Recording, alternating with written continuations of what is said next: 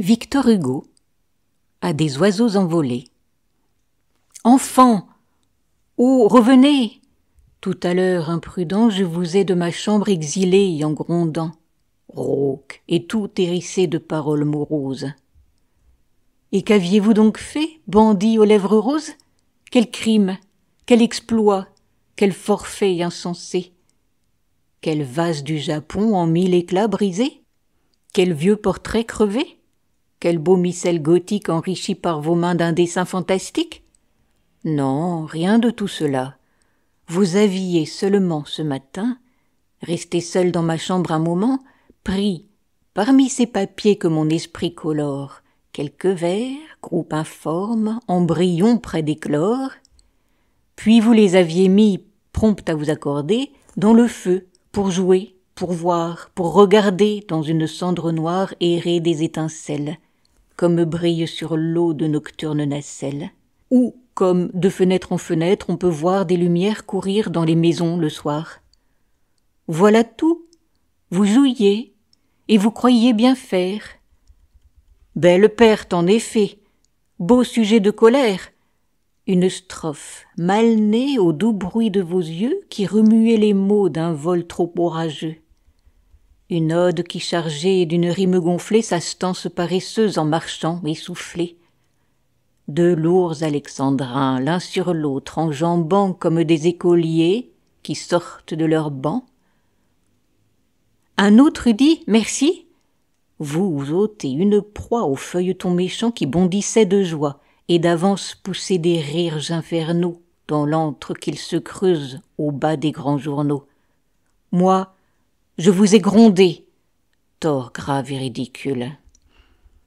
Nain charmant que n'eût pas voulu fâcher Hercule, moi, je vous ai fait peur. J'ai, rêveur, triste et dur, reculé brusquement ma chaise jusqu'au mur. Et, vous jetant ces noms dont l'envieux vous nomme, j'ai dit « Allez-vous-en, laissez-moi seul !» Pauvre homme, seul, le beau résultat, le beau triomphe, seul. Comme on oublie un mort roulé dans son linceul, vous m'avez laissé là, l'œil fixé sur ma porte, hautain, grave et puni. Mais vous, que vous importe, vous avez retrouvé dehors la liberté, le grand air, le beau parc, le gazon souhaité, l'eau courante où l'on jette une herbe à l'aventure, le ciel bleu, le printemps, la sereine nature, ce livre des oiseaux et des bohémiens, ce poème de Dieu qui vaut mieux que les miens, où l'enfant peut cueillir la fleur, strophe vivante, sans qu'une grosse voix tout à coup l'épouvante.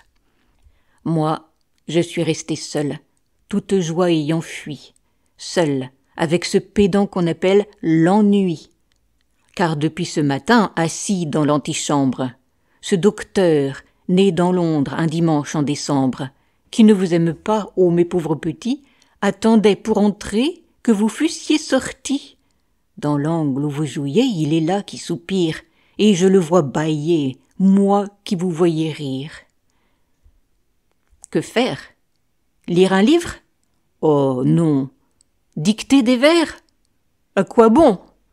Et mots bleus ou blancs, céladons verts, sphère qui fait tourner tout le ciel sur son axe, les beaux insectes peints sur mes tasses de Saxe, tout s'ennuie. Et je pense à vous.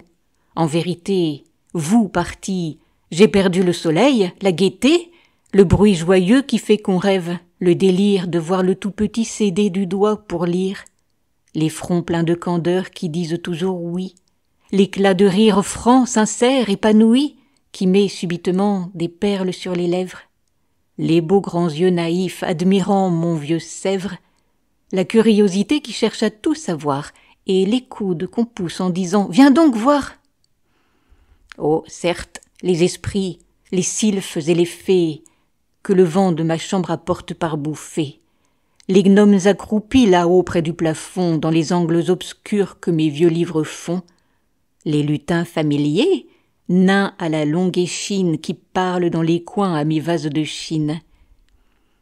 Tout l'invisible essaim de ces démons joyeux a dû rire aux éclats, quand, là, devant leurs yeux, ils vous ont vu saisir dans la boîte aux ébauches ces hexamètres nus, boiteux, difformes, gauches, les traîner au grand jour, pauvres hiboux fâchés.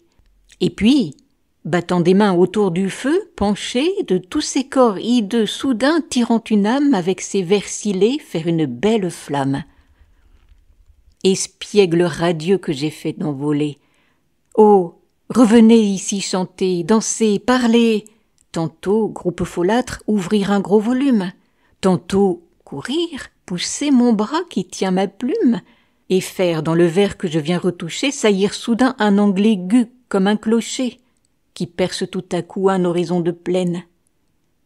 Mon âme se réchauffe à vos douces haleines. Revenez près de moi, souriant de plaisir, bruire et gazouiller, et sans peur obscurcir le vieux livre où je lis de vos ombres penchées folles têtes d'enfants, gaietés effarouchées.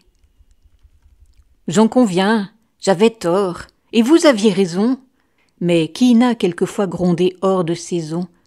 Il faut être indulgent, nous avons nos misères. Les petits pour les grands ont tort d'être sévères. Enfant, chaque matin votre âme avec amour s'ouvre à la joie, ainsi que la fenêtre au jour. Beau miracle vraiment que l'enfant, gai sans cesse, ayant tout le bonheur, ait toute la sagesse. Le destin vous caresse en vos commencements.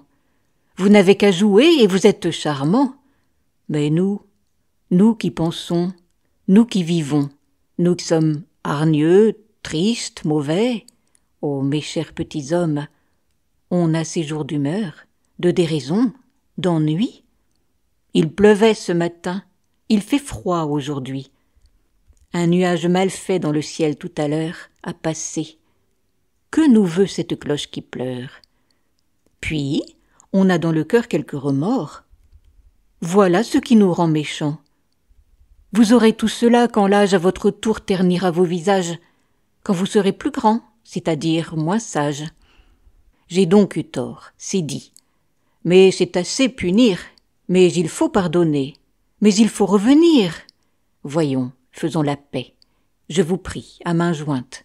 Tenez, crayon, papier, mon vieux compas sans pointe, mes lacs et mes grès qu'une vitre défend, tous ces hochets de l'homme enviés par l'enfant, mes gros chinois ventrus faits comme des concombres, mon vieux tableau trouvé sous d'antiques décombres. Je vous livrerai tout, vous toucherez à tout. Vous pourrez sur ma table être assis ou debout, et chanter, et traîner sans que je me récrie. Mon grand fauteuil de chêne et de tapisserie, et sur mon banc sculpté jeter tous à la fois vos jouets anguleux qui déchirent le bois. Je vous laisserai même, et gaiement, et sans crainte, ô prodige, en vos mains tenir ma Bible peinte, que vous n'avez touchée encore qu'avec terreur, où l'on voit Dieu le Père en habit d'empereur. Et puis, brûlez les vers dont ma table est semée, si vous tenez à voir ce qu'ils font de fumée. Brûlez ou déchirez, je serais moins clément si c'était chez Méry, le poète charmant que Marseille, la grecque, heureuse et noble ville, blonde fille d'Homère, a fait fils de Virgile. Je vous dirai, enfant, ne touchez que des yeux à ces vers qui demain s'envoleront aux cieux. Ces papiers, c'est le nid, retraite caressée, où du poète ailé rampe encore la pensée. Oh, n'en approchez pas, car ces vers nouveau-nés au manuscrit natal encore emprisonnés souffrent entre vos mains innocemment cruelles. Vous leur blessez le pied, vous leur froissez les ailes, et, sans vous en douter, vous leur faites ces mots que les petits enfants font aux petits oiseaux. Mais qu'importe les miens, toute ma poésie, c'est vous, et mon esprit suit votre fantaisie. Vous êtes les reflets et les rayonnements dont j'éclaire mon vers si sombre par moments. Enfants, vous dont la vie est faite d'espérance. Enfants, vous dont la joie est faite d'ignorance. Vous n'avez pas souffert et vous ne savez pas quand la pensée en nous a marché pas à pas sur le poète morne et fatigué d'écrire. Quelle douce chaleur répand votre sourire. Combien il a besoin quand sa tête se rompt de la sérénité qui luit sur votre front. Et quel enchantement l'enivre et le fascine quand le charmant hasard de quelque cour voisine, où vous vous ébattez sous un arbre penchant, mêle vos joyeux cris à son douloureux chant. Revenez donc, hélas, revenez dans mon ombre. Si vous ne voulez pas que je sois triste et sombre, pareil dans l'abandon où vous m'avez laissé, au pêcheur d'Étretat d'un long hiver passé qui médite, appuyé sur son coude, et s'ennuie de voir à sa fenêtre un ciel rayé de pluie. Si cet audio vous a plu, merci de cliquer sur le pouce. Vous pouvez retrouver Histoire et poésie sur ma chaîne Entendre lire.